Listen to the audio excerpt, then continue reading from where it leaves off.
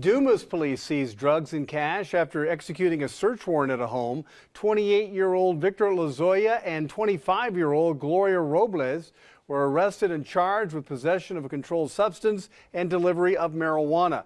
Narcotics detectives recovered 77 grams of THC in various forms, over half pound of marijuana, several drug paraphernalia items, and nearly $2,000 in cash. Multiple